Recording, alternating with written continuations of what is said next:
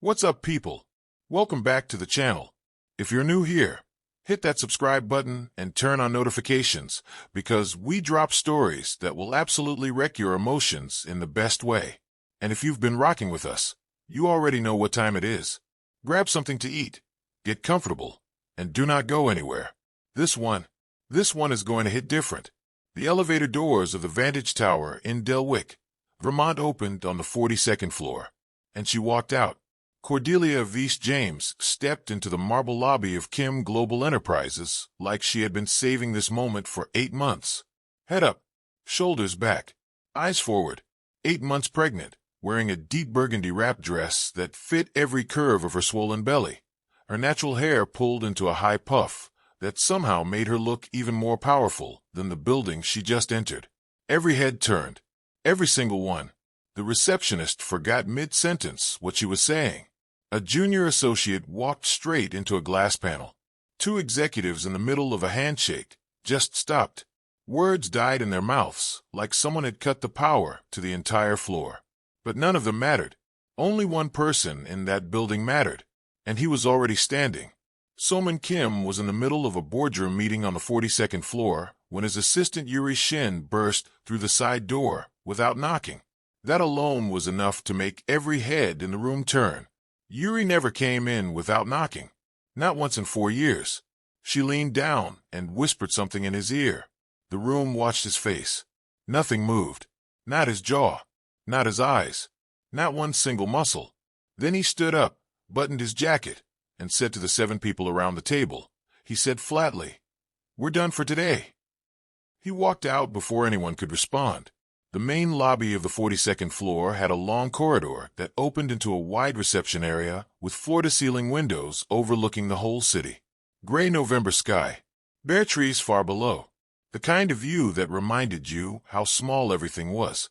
Cordelia was standing at the far end of that corridor when Soman appeared. She didn't move toward him, didn't run, didn't smile. She just stood there with one hand resting on her belly and a large envelope tucked under her other arm, watching him walk toward her with the same steady eyes she had always used when she needed to hold herself together. Soman stopped about 6 feet away. For a long moment, neither of them said anything.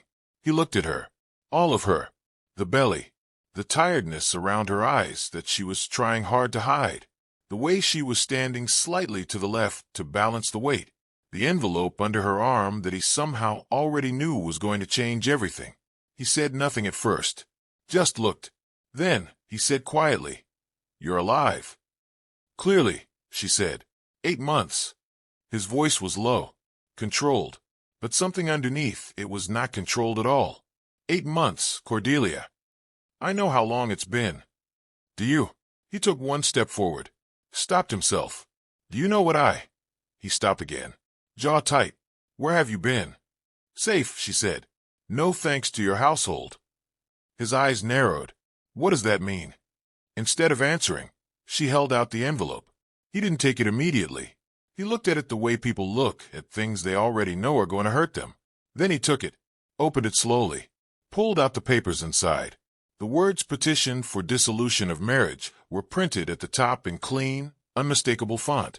Something shifted in his face. Something that was not the carefully managed blankness he showed the rest of the world. For just 1 second, he looked like a person who had been hit somewhere soft and unexpected. Then it was gone. "No," he said. Cordelia blinked. "Excuse me." "No." He folded the papers back into the envelope with the same precise calm he used for everything. "I'm not signing this." "Soman, not until you tell me what happened." He looked up at her. "All of it." She studied his face for a moment, searching for the lie, the angle, the manipulation she had taught herself to expect from everyone connected to his world. But this wasn't that. She knew his face. Even after 8 months, she knew it. She said quietly, "Someone in your house poisoned me." The corridor went very still. Soman didn't speak. His hand holding the envelope slowly tightened. 6 weeks after I left," she continued, voice even, "I was in Millhaven, Oregon, staying with my aunt. My tea tasted strange one morning. I thought nothing of it. 3 days later I could barely stand up. My aunt took me to a clinic." She paused, Let the next part land properly. The blood work showed a compound. A specific one. The kind that causes miscarriage in early pregnancy. His jaw moved. Once. I was 3 months pregnant, Soman. I hadn't told you yet because of everything that was happening between us. And when I found out someone had already tried to take that from me. Her voice stayed steady, but her eyes didn't. I couldn't come back. Not without knowing who it was. Not without knowing if I'd be walking my baby back into the same danger. Soman was so still he barely looked like he was breathing. Who else knew you were in Millhaven? He said. The words came out quiet. Very quiet. The kind of quiet that wasn't calm at all. Only 3 people from your side knew where I'd gone. She looked at him directly. Figure out which one. He held her gaze for a long moment. Then his eyes dropped to her belly again. And something happened in his expression that she hadn't expected. Something unguarded. Something almost broken. Is the baby? He started. Fine, she said immediately. The baby is fine. Healthy. Strong. She exhaled slowly. I made sure of that. He nodded. Slow. Mechanical. Like his brain was processing too many things at once, and his body was just running on automatic. Then one of his senior associates, a lean young man named Tejean Beck, appeared at the end of the corridor. He stopped when he saw Cordelia. Stopped completely. His expression did something complicated and fast that he immediately smoothed over. Sir, Tejean said carefully, your 2 o'clock is waiting. Cancel it, Soman said, without looking away from Cordelia. Sir, it's the... Cancel it, Tejean. Tejean disappeared. Cordelia watched the space where he had been standing. Something about the way he had looked at her when he first appeared. Something about how fast he had smoothed his expression over. She filed it away. Said nothing. Soman turned back to her. You're not going back to wherever you've been staying. She almost laughed. Almost. You don't get to make that decision. Someone tried to kill you and my child, he said. And they're still out there. And you're due in 4 weeks. He looked at her steadily. So yes, I do get to make that decision. At least until I find out who did this. And if I say no, then I'll follow you anyway. He said it without drama, without threat, just fact. Because you are the mother of my child and someone in MY world put you in danger, and I will not stand here and pretend that's something I can let go of. Cordelia looked at him for a long time. Maybe he was sincere. Probably he was. But still, she had trusted this world before, and it had tried to destroy her. You have 1 week, she said finally. Find something real, or I take this petition to the next available attorney and file it without you. 2 weeks, he said. 1. He held her gaze. Then quietly he nodded. 1 week. She turned toward the elevator. He fell into step beside her without asking permission. She didn't tell him to stop. They rode down 42 floors in complete silence.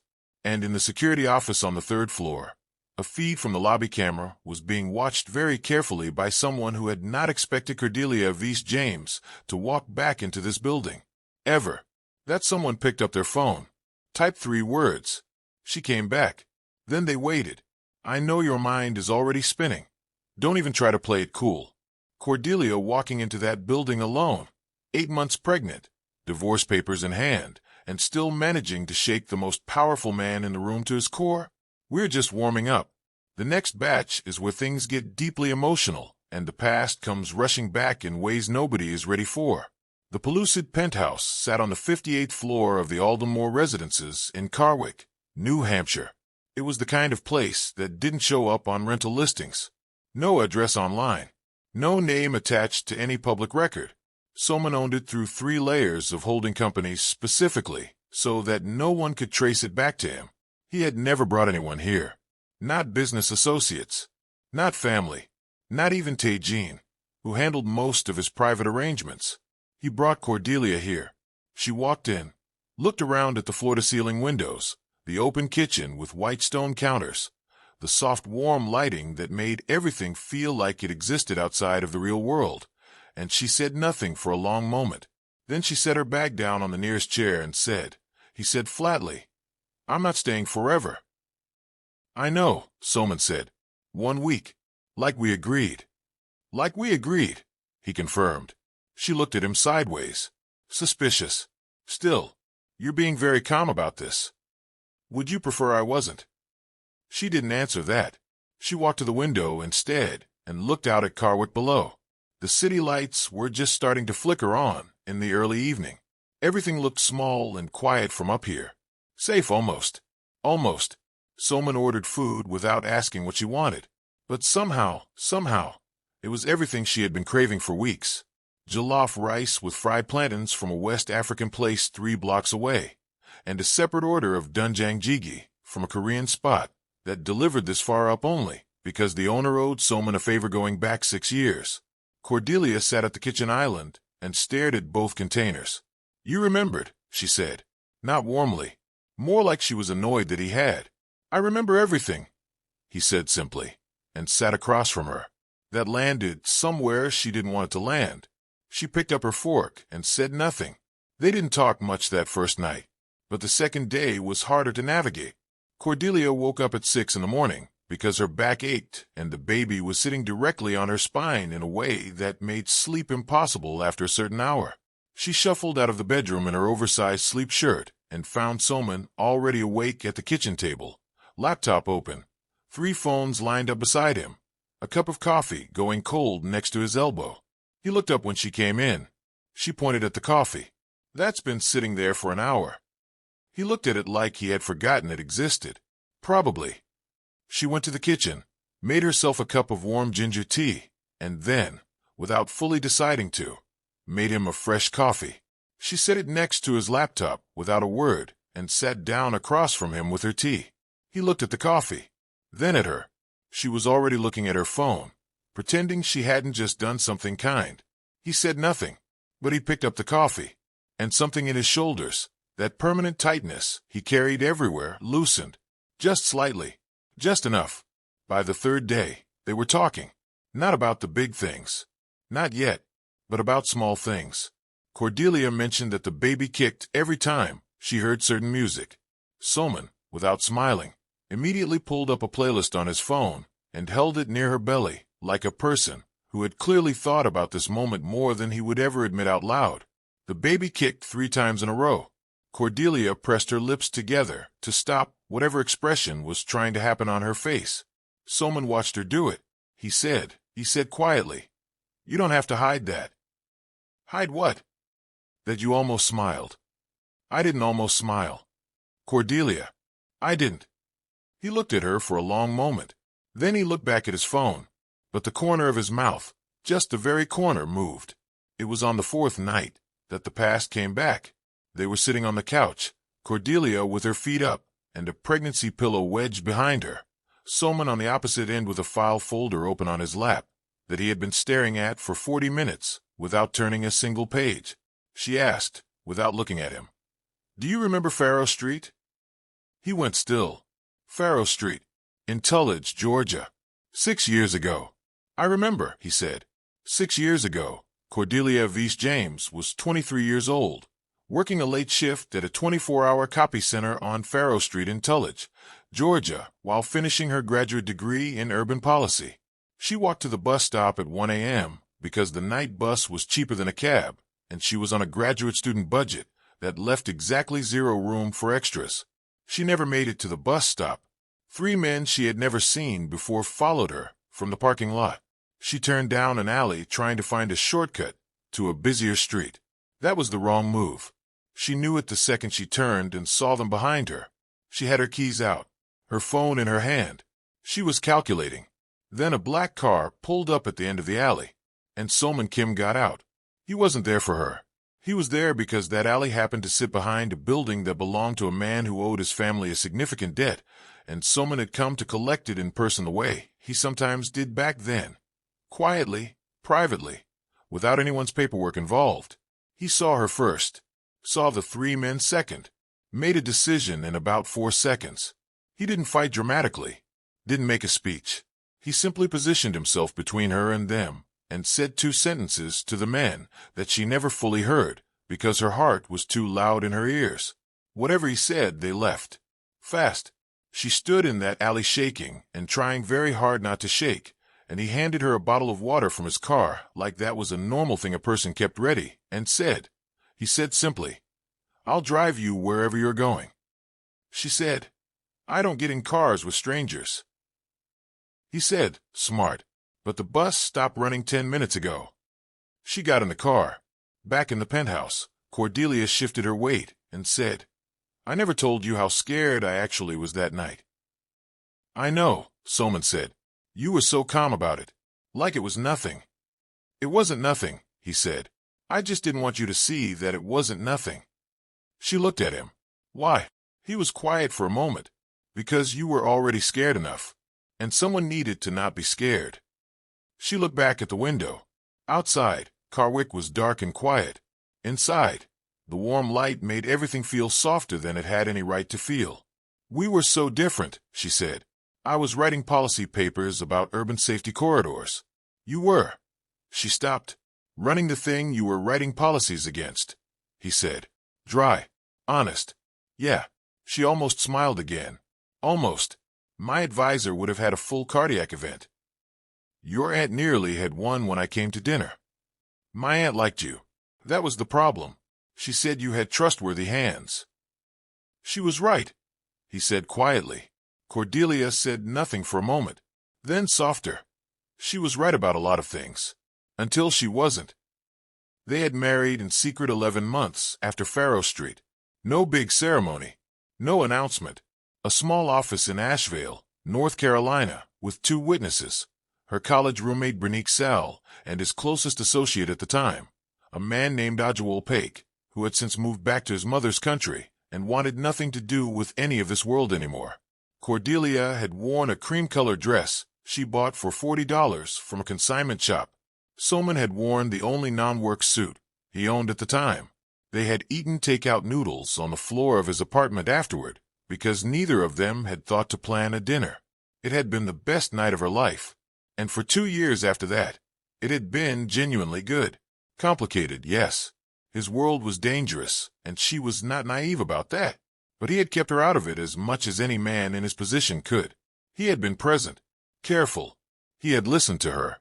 He had made her feel like she was the one thing in his life that made the rest of it make sense. Then his family got involved. "Your mother never accepted me," Cordelia said, still looking at the window. "I know. She didn't even pretend after the first year." "I know," he said again, and there was something heavy in it, the weight of a man who had known something was wrong and had not fixed it fast enough. "She brought Myri into the picture," Cordelia said. Soman's jaw tightened. Myri Yun, 27 years old, the daughter of one of the most powerful business families in the Korean-American community on the East Coast. The woman his mother had decided, publicly, loudly, without any consultation, was the right match for her son. The woman she had begun inviting to family dinners. The woman who had started showing up at events that Cordelia was also attending. Always perfectly dressed, always perfectly polite, always with a smile that never once reached her eyes when she looked at Cordelia. "I told you it was making me uncomfortable," Cordelia said. "You did," he said. "And you told me I was overthinking it." Silence. She turned and looked at him directly. "You told me I was overthinking it, Soman." "I know." His voice was low. "That was wrong. I should have listened." "Yes," she said. Simply. "You should have." He didn't defend himself. Didn't make excuses. He just sat with it. And somehow that, the not defending, was harder to be angry at than anything else he could have said. She looked back at the window. "I don't know if I can do this again," she said quietly. "Even if you find out who did it, even if everything gets resolved, I don't know if I can go back to being the woman who sits in the corner of your world, hoping your family doesn't decide to erase her again." "That's not what would happen," he said. "You don't know that." "I know I would never let it happen again," he said, and his voice, usually so measured, so controlled, was raw in a way she hadn't heard in a very long time. "I know I was wrong to dismiss what you saw. I know I was wrong to trust the wrong people over you. I know." He stopped, exhaled. "But I need you to know that every single day you were gone, there was no version of that building, that office, that life that felt like anything at all, because you weren't in it." The room was very quiet. Cordelia's hand rested on her belly. The baby shifted. Slow. Comfortable. Like even the baby was listening. She didn't say anything for a long time. Then quietly, "Go back to your investigation, Soman." He looked at her. "Find out who did it," she said. "That's the only thing that matters right now." He nodded, picked up his file folder, went back to it, but before he looked down at the pages, his eyes stayed on her for just one more second, like he was memorizing something, like he was terrified it would disappear again. Then he looked down, and Cordelia stared at the dark window and told herself, firmly, clearly, that the tightness in her chest was just the baby pressing on her ribs. Probably. Meanwhile, on the other side of Carwick, in a high-rise apartment with a view almost as good as the penthouse, a phone rang. Myrian picked it up on the first ring. The voice on the other end said, "She's with him. There in the Aldenmore property." Myri was quiet for a moment. Then she said calmly, "How did he find out about that building?" "He didn't find out. He owns it." Myri set down the glass she was holding, very carefully, very deliberately. "Then we have a problem. What do you want to do?" She looked out her window at the city below. Her face was perfectly composed. Her voice, when she spoke, was perfectly steady. "Nothing yet," she said. "Let them get comfortable first." She hung up, and across the room, Tejean Beck put his own phone in his pocket and stared at the wall for a long moment. He had told himself this was just business, just a matter of family loyalty and power and things that had been set in motion long before Cordelia ever walked into Soman's life. But still, a woman, 8 months pregnant, hiding in a penthouse because someone had already tried to kill her once. He stared at the wall a little longer. Then he picked his phone back up and made a second call that Myri didn't know about. "Okay, so now you see it's starting to come together, and I know you have questions. Trust the process, because next scene is about to blow everything wide open in a way that nobody, and I mean nobody, is going to see coming. If this story is hitting you in the feelings, drop a comment below and let us know. And if you haven't subscribed yet, what are you doing? Hit that button right now. We will see you in the next one." The call came on the 5th day. Soman was in the second bedroom of the penthouse that he had converted into a temporary workspace. 3 laptops open, a whiteboard covered in names and dates, and connecting lines that looked like something between a family tree and a crime map. He hadn't slept more than 3 hours any night since they arrived. Cordelia could tell by the way he moved. Slower than usual, more deliberate, like a man rationing his energy very carefully. She had stopped pretending she wasn't watching him. His phone buzzed. He picked it up, listened for exactly 40 seconds, said nothing, then set it down on the table with a stillness that was somehow louder than if he had thrown it. Cordelia appeared in the doorway. "What?" He didn't answer immediately. He stared at the whiteboard, at one name in particular that he had written in the top right corner 2 days ago and circled 3 times, but hadn't connected to anything yet. Then he picked up a red marker and drew a line, straight from that name to the center of the board. The name was Myri Yun. Here is what Soman's investigator, a quiet, precise woman named Vashti Oral, who worked out of a small office in Brindlewood, Connecticut, and was worth every dollar he paid her, had found 8 months ago when Cordelia had gone to Millhaven, Oregon to visit her aunt. Only 3 people from Soman's inner circle had known her exact location: his mother, Tejean Beck, and Myri Yun, who had overheard a phone call she was never supposed to hear during a family dinner that Cordelia had skipped because she hadn't been feeling well. Myri had not simply overheard and moved on. Myri had made a call of her own the same night, to a contact in Portland who knew people in Millhaven, who knew exactly what kind of compound could be slipped into a drink and would take 3 days to show symptoms and could be passed off as a bad virus by any doctor who wasn't specifically looking for it. The contact had a payment record. Vashti had found it, not through hacking, not through anything dramatic, through a paper trail that Myri had been careless enough to leave because she had genuinely believed no one would ever look, because she had genuinely believed Cordelia was gone and was not coming back, because she had genuinely believed the problem was solved. But Vashti Oral found paper trails the way other people found typos, automatically, effortlessly, and always at exactly the wrong moment for whoever left them. But that was only half of it. because the money hadn't come from Myri alone. The payment had been split. Two sources. One from Myri's personal account through a chain of transfers. The other, and this was the part that had made Vashti pause before calling, from an account registered to a company called Beck Horizon LLC. Registered owner, Tae-Jean Beck. Soman stood at the whiteboard for a long time after telling Cordelia what Vashti had found.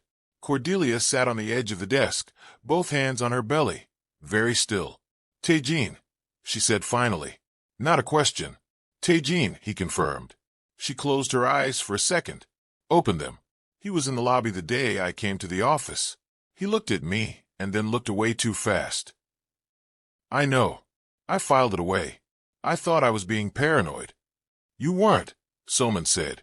His voice was flat, the kind of flat that had a very long fall underneath it. She looked at him. How long has Tae-Jean been working against you? Soman was quiet. He turned away from the whiteboard, sat down in the chair across from her, and put his elbows on his knees, and looked at the floor for a moment.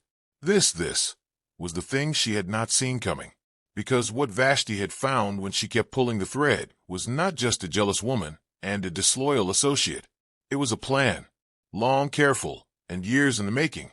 Tae-Jean Beck was Soman's cousin on his father's side. They had grown up in the same house for 4 years after Soman's father passed, and his mother had nowhere else to go. Tae-Jean was 2 years older. He had been first. He had been the one everyone expected to take over, until Soman's talent became undeniable, and the family elders made a decision that Tae-Jean had smiled through and never forgiven. He had spent 6 years waiting, building, making himself indispensable to Soman specifically, so that when the moment came, he would already be inside the walls. Myri had not recruited Tae-Jean. Tae-Jean had recruited Myri. He had gone to her family 18 months ago with a proposal. Simple on the surface. She would pursue a formal arrangement with Soman. His family would support it. And when Cordelia was removed from the picture, the path would be clear. Myri got the marriage she wanted. Tae-Jean got the leverage over Soman that a new, family-approved wife and her powerful family connections would bring. Enough leverage to eventually push Soman out and take the empire for himself. Cordelia had been in the way of all of it, not because she was weak, but because she was the one thing Soman had chosen entirely for himself, the one thing outside of family control, the one thing that made him human in a way that made him harder to manipulate. So she had to go. Cordelia listened to all of it without interrupting. When Soman finished, the penthouse was so quiet that the heating system's low hum felt loud. Then she said, "Your mother." Soman looked at her. "Did your mother know?" Cordelia said, steady, careful. He was quiet for too long. "Soman, she didn't know about the poison," he said. "Vashti is certain about that. She didn't know they had gone that far. But she knew about the plan to push me out." He didn't answer, which was its own answer. Cordelia nodded slowly, like something she had already half known was simply being confirmed. Not dramatically, just settling into place. "She didn't like me," Cordelia said. "I always knew that, but I told myself it was just cultural distance, adjustment. I told myself she would come around." "Cordelia, don't." Her voice didn't rise, but it went somewhere firm. "Don't explain her to me. Don't make it softer than it is." He stopped. She looked at her hands for a moment. The baby shifted. She waited for it to settle. "Your mother allowed a plan that she knew was designed to destroy my marriage," she said. "She may not have known about the poison, but she knew about the rest of it. And she said nothing." She looked up at him. "That's not a misunderstanding, Soman. That's a choice." He held her gaze. "I know. Does she know what they actually did? Does she know about the compound? About the pregnancy?" "Not yet," he said. "When she finds out." Cordelia stopped herself, shook her head. "It doesn't matter. It doesn't change what I went through. It doesn't change the 5 months I spent in Millhaven alone, scared, not knowing if I was going to be safe enough to carry my baby to term." Her voice was still even, still steady, but her eyes were doing something entirely different. Soman got up from his chair. He didn't cross to her, just stood up, like he needed to be on his feet for whatever came next. "I should have seen it," he said. "Yes, I should have questioned Tae-Jean years ago. Yes, I should have listened to you about Myri from the beginning, instead of telling you that you were overthinking it." "Yes," she said again, and this time her voice cracked, just at the edge, just barely. "You should have, Soman, because I saw it. I saw the way she looked at me. I saw the way Taejin always found a way to be in the room when your family was pressuring you. I saw all of it, and I told you, and you chose to believe that your family wouldn't do that to you." She pressed her lips together, steadied herself. "They didn't do it to you. They did it to me. And the reason they could was because you left a gap open for them." He had nothing to say to that, because she was right, completely and entirely right. He stood there and he took it, all of it, and that was, strangely, painfully, the most honest thing that had happened between them in years. She cried that night, not in front of him. She waited until she heard him on a call in the other room. Then she went to the bathroom, turned on the tap so the water would cover the sound, and sat on the edge of the tub and cried for about 10 minutes. Not for the marriage, not even entirely for herself, for the version of her life she had planned, the one where she and Soman figured it out, where his family came around, where the baby grew up with both parents in the same home, and nobody was hiding in a penthouse in New Hampshire waiting to find out who had tried to kill her. She had wanted that life. She had really wanted it. She dried her face, stood up, looked at herself in the mirror, 8 months pregnant, tired around the eyes, still standing, still standing. She turned off the tap and walked back out. Soman was off the phone by the time she came back to the living room. He was standing at the window, looking out at Carwick below, his back to her. Without turning around, he said, "I called Vashti. She's going to the authorities in the morning with everything she has. Payment records, communication logs, all of it." "Okay," Cordelia said. "Myri and Taejin will both be facing criminal charges within the week. Vashti's contact at the federal level is already involved because of the interstate nature of the—" "Soman," he stopped. "I heard you the first time," she said quietly. He turned from the window, looked at her. She was standing in the middle of the room, one hand on her belly, the other at her side, and she looked, not angry, not relieved, just profoundly, deeply tired in a way that had nothing to do with the pregnancy. "I need to ask you something," she said. "Ask." "If I had never come back," she said, "if I had filed for Millhaven and never walked back into that building, would you have ever looked for the truth?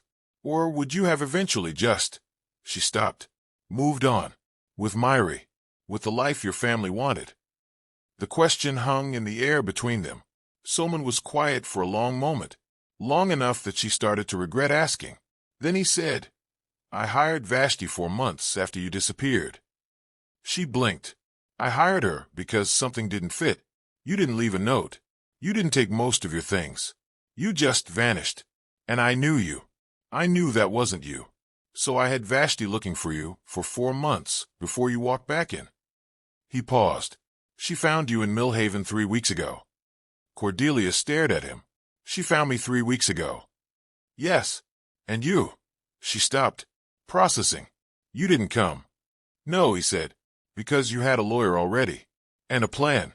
And I realized that if I showed up before you were ready, I would just be one more person making decisions around you instead of letting you make your own."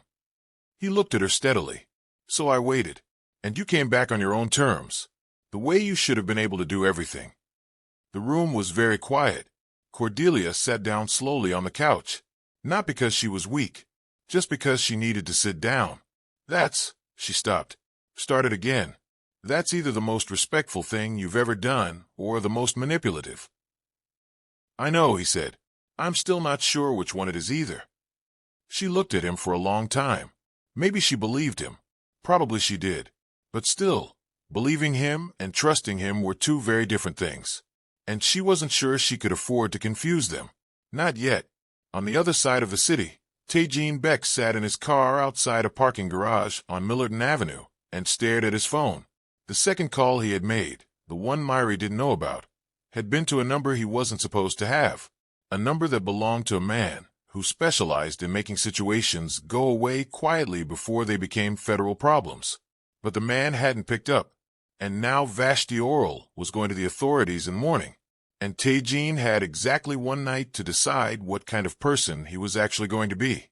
He sat there for a long time. Then, slowly, he opened his contacts, scrolled past the number he had tried to call, kept scrolling, stopped at a name. He stared at it. Then he put the phone back in his pocket, started the car, and drove, not away from the problem, toward it. And in her high-rise apartment across Karwik, Myri Yun was already making a different kind of plan. Not a careful one, not a long one, a fast one, because careful and long had run out of time. Oh, you thought you knew where this was going.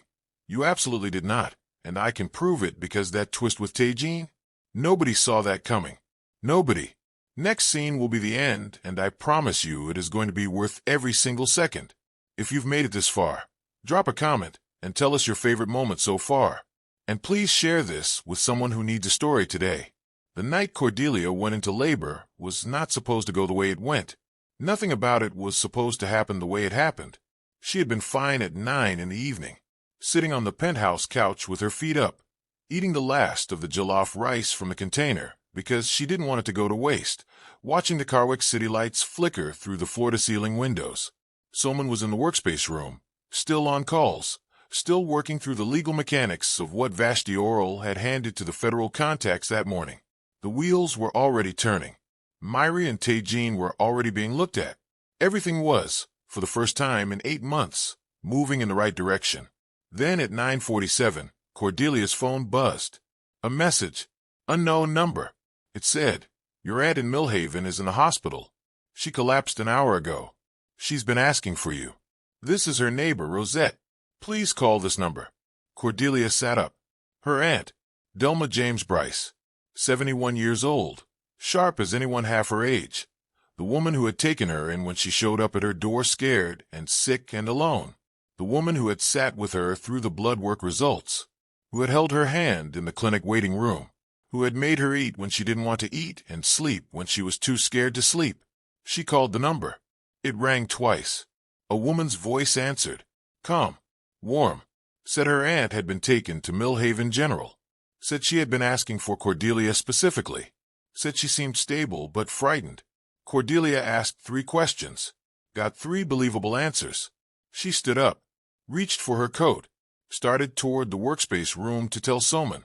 The front door of the penthouse opened before she reached the hallway. She turned. Myri Yun was standing in the doorway. Not in the building lobby. Not outside the apartment. Inside the doorway. With a keycard in her hand and 2 men standing behind her in the corridor who were not hotel staff and were not here by coincidence.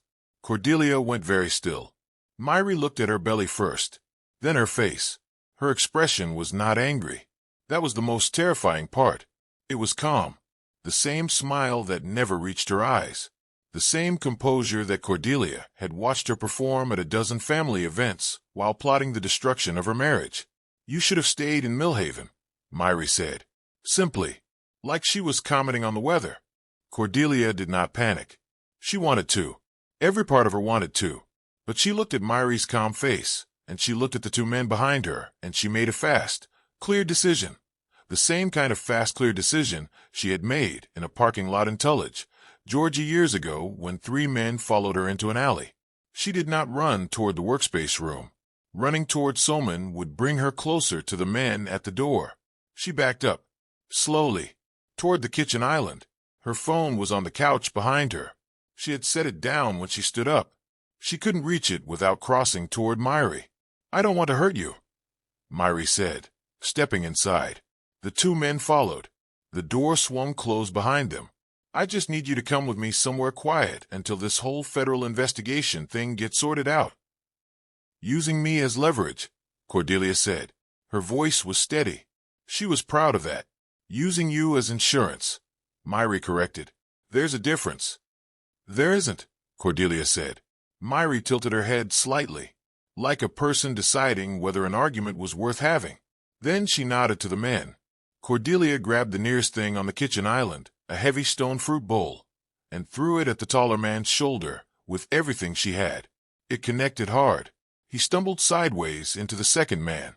She ran, not to the workspace room, to the bathroom, the only interior room with a lock. She made it, slammed the door, turned the lock. Her hands were shaking now, and she let them shake, because shaking was fine as long as she kept moving. She had no phone. She looked around the bathroom. There was an internal building phone on the wall near the towel rack, the kind of old-fashioned hotel feature that most people never noticed. She grabbed it, dialed 0. Nothing. Myri's people had probably cut the building line already. She thought for exactly 4 seconds. Then she turned on the shower. Full blast. Hot. The steam would be visible under the door. She grabbed the small fire alarm sensor on the ceiling, a bathroom feature in a building this expensive, and held the travel-size hairspray she found in her toiletry bag directly under it and pressed.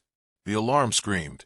In the workspace room, Soman was on the phone with Prescott Lau when the alarm went off. He was out of the room before the second wail. The hallway was full of sound and the kitchen was empty, and the bathroom door was locked, and he hit it once with his shoulder, and it didn't move, and he hit it again, and it swung open, and Cordelia was standing against the far wall with a stone soap dish in her hand ready to throw it at whoever came through. She saw him. She lowered the soap dish. "Myri," she said immediately. "2 men. They were here. I had about 40 seconds on them." Soman turned without a word, back into the main room. The penthouse was empty. They were gone. The front door was slightly ajar. He pulled out his phone. 3 calls in under a minute.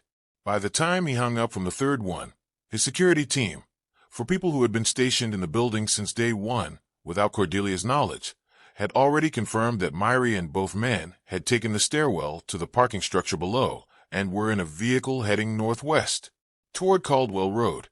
Soman knew Caldwell Road. At the end of it, about 6 miles outside of Carwick, there was an abandoned property that had belonged to a church congregation that dissolved in 2019.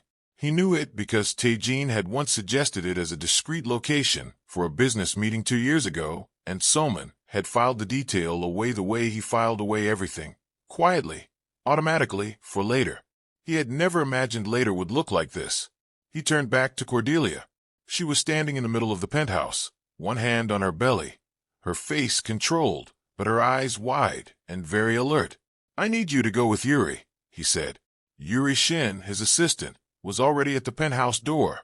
She had come up with the security team. "She is going to take you to the medical facility on Brennan Street. Private. Secure. 2 of my best people will be with you the whole time." "Soman, you're due in less than 2 weeks, and you just had the most stressful 40 minutes of your pregnancy," he said.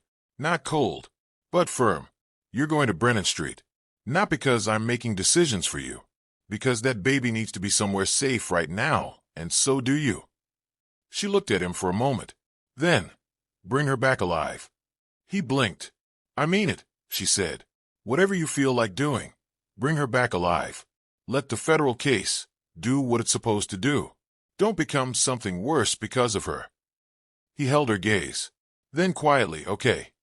She nodded, turned to Yuri. "Let's go." The Caldwell Road property was exactly as Soman remembered it. A wide single-story building that used to be a community church, white paint long faded to gray, surrounded by bare November trees that made the whole property look like something from a dream that was trying to become a nightmare. The parking lot had weeds coming up through the cracks. The wooden sign near the entrance still said Grace Fellowship in letters that had mostly peeled away. His vehicle pulled up at the edge of the property. He got out. Vashti Oral was already there. She had beaten him by 4 minutes because she drove the way she worked, efficient, precise, and without any wasted movement. 2 federal contacts were with her, not in marked vehicles, not in uniform, but there. Soman looked at Vashti. She said quietly, "Myri is inside. Both men are outside, one at the back in trance, one at the side." She paused. "Taejin is also here." Soman went still. "Taejin. He arrived 7 minutes before you. He's inside with Myri." She looked at him carefully. "But Soman, he called my number 2 nights ago. The number only you and one other person have." Soman stared at her. "He's the one who told me about this location," Vashti said. "He knew she was going to move on Cordelia tonight.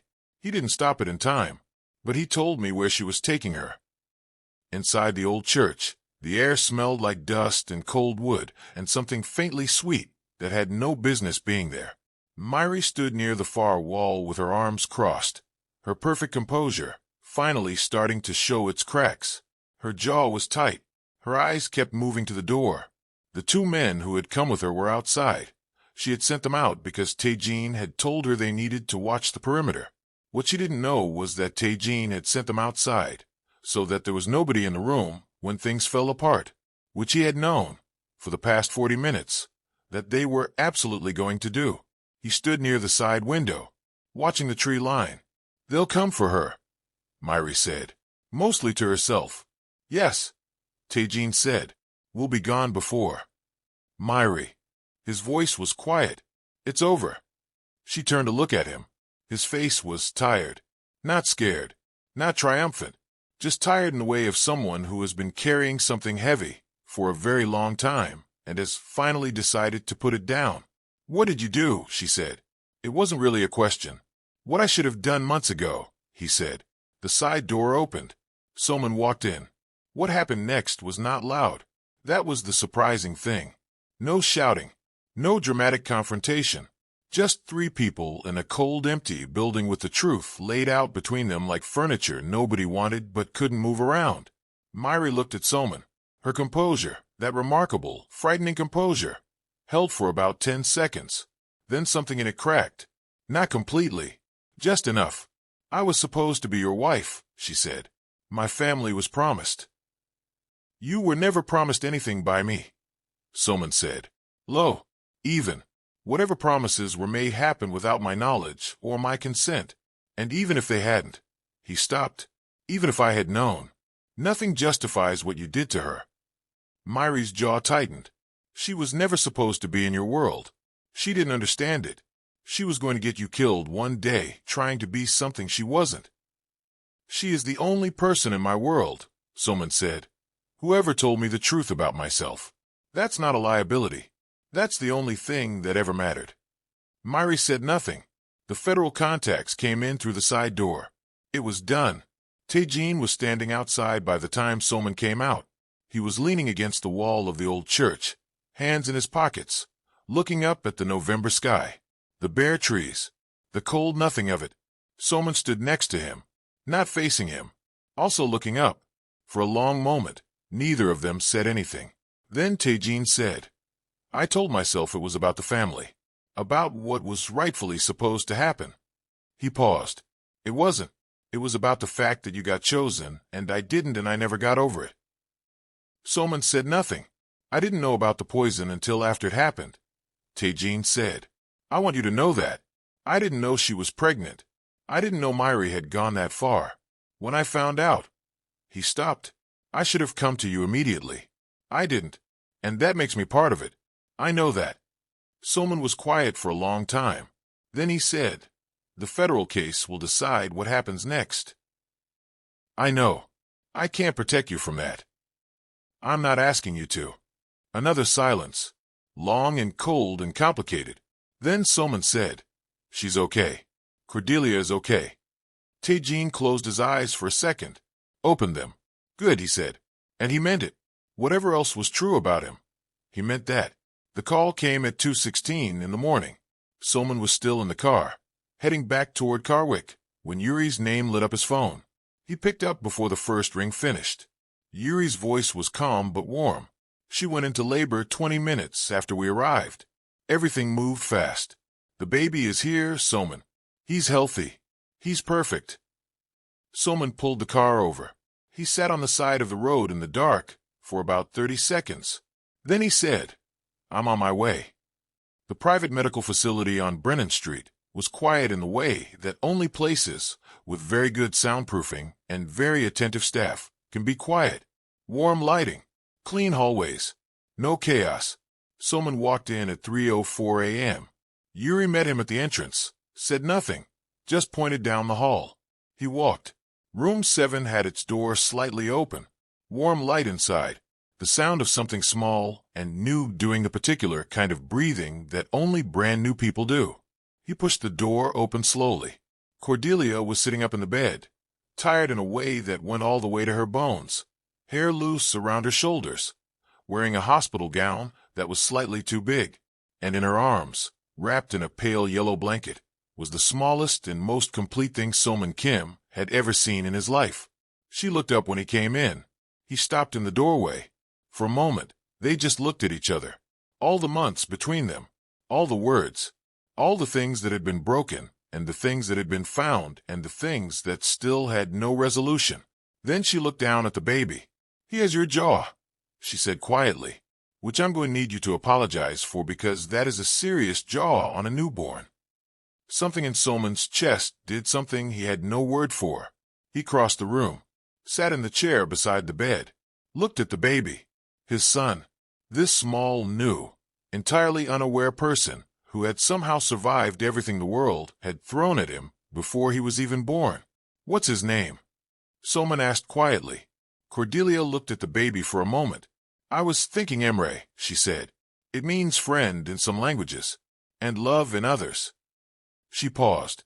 "He deserves to be both of those things." "Emre," Soman said, trying it out. It fit. Somehow it fit perfectly. They sat in the quiet for a while. Just that. The three of them. The baby breathing. The city somewhere below, doing whatever cities do at 3 a.m. Then Soman reached into the inner pocket of his jacket. He placed the divorce papers on the edge of the bed. Carefully. Not aggressively. Not as a performance. "I brought these," he said. Cordelia looked at them. "I also brought this," he said. He reached into his other pocket and placed a pen next to the papers. And then, and this was the thing she had not expected, he went down on one knee beside the bed, not reaching for her hand, not performing, just at her level, looking at her directly. "I am not going to tell you what to do with those papers," he said. "I have done enough of not listening to you and making decisions without you, and I am not doing that anymore." He looked at her steadily. "But I need you to know, with Emre right here, with everything that has happened, with every mistake I made and everything I should have seen and didn't, I need you to know that the life I want is the one where you are in it, not as someone I protect from a distance, not as someone I fit into a world you never asked to be part of, but as the person I build something different with." He paused. "Something that belongs to both of us. Not my world. Not your world. Ours." Cordelia looked at him for a long time. The baby made a small sound, settled again. She looked down at Emre, at his jaw that was already stubbornly, unmistakably Soman's, at his hands, tiny and perfect, curled loosely at his chest. She looked back at Soman. "You're going to have to fire your mother," she said. He blinked. "From what?" "From everything," she said. "From every meeting, every dinner, every decision that has anything to do with our family. She can be a grandmother. That's the only role available to her now." "Done," he said, without hesitation. "You're going to go to therapy." He paused. Just a beat. Then, "Okay." "With me. Couples therapy. Real therapy. Not talking to Prescott Lau about your feelings." "Prescott Lau has never once asked about my feelings." "Exactly," she said. The corner of his mouth moved. That same small movement she had been cataloging for days, without admitting it to herself. She looked at the papers on the bed, picked them up. He watched her, his face completely open in a way she had seen maybe 4 times in 6 years. No armor, no management, just him. She folded the papers in half and handed them back to him. "I'm not signing them," she said quietly. "Not today." He took them slowly. "But Soman," her voice went somewhere serious, somewhere real. "If you ever again, for any reason, dismiss what I see because it's inconvenient for you, if you ever again let someone in your world make me feel like I'm a guest in my own life, I will not come back. Not to the office, not to a penthouse, not to any building with your name on it." She held his gaze. "I need you to understand that as clearly as you understand anything." "I understand it," he said. "Good," she said. He stayed on one knee for another moment. Then he stood, carefully pulled the chair closer to the bed, sat beside her, beside them. Cordelia leaned her head back against the pillow. Exhausted, solid, still standing, even horizontal, even in a hospital bed at 3 a.m., she was still standing. Emre made another small sound. Soman, very carefully, very slowly, extended one finger toward the baby's hand, the way people do when they're terrified of doing something wrong. Emre's tiny fingers closed around it.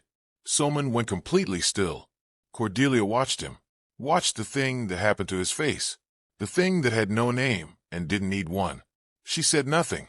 Some moments don't need words. They just need to be allowed to exist. This was one of them. 3 weeks later, Myri Yun and Taejin Beck were formally charged at the federal level. The paper trail Vashti Oral had assembled was, by all accounts, immaculate. Taejin cooperated fully. Myri did not. The case moved forward without her cooperation, just fine.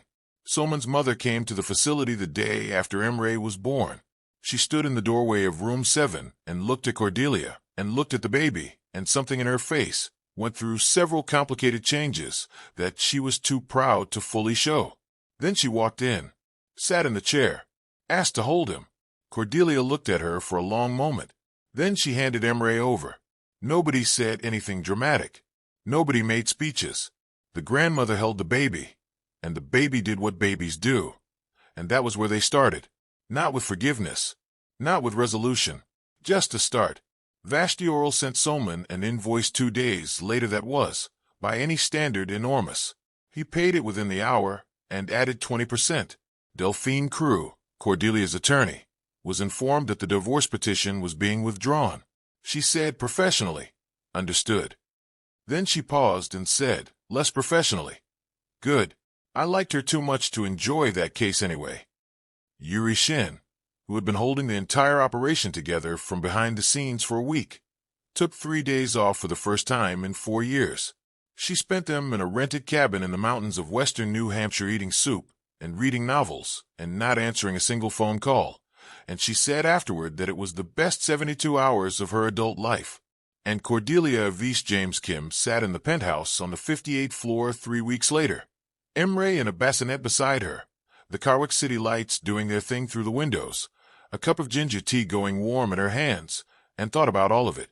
The alley in Tullidge, the wedding in Asheville, the tea that tasted wrong, the clinic in Millhaven, the months alone, the elevator doors opening, the courtroom she had decided not to use, the boardroom building she had walked into instead, the divorce papers she had folded and handed back. She thought about all of it.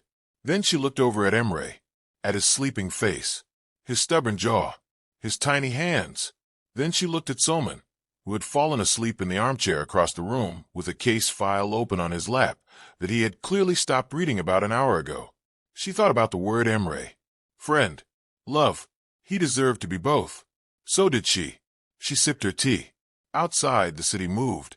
Inside, everything was, for the first time in a very long time, quiet.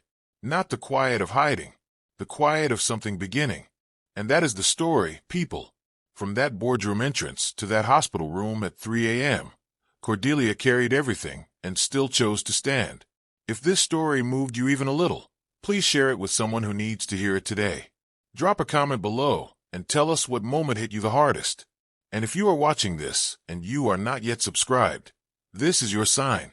Hit that button, turn on the bell, and we will see you in the next one. Thank you for being here, for being real.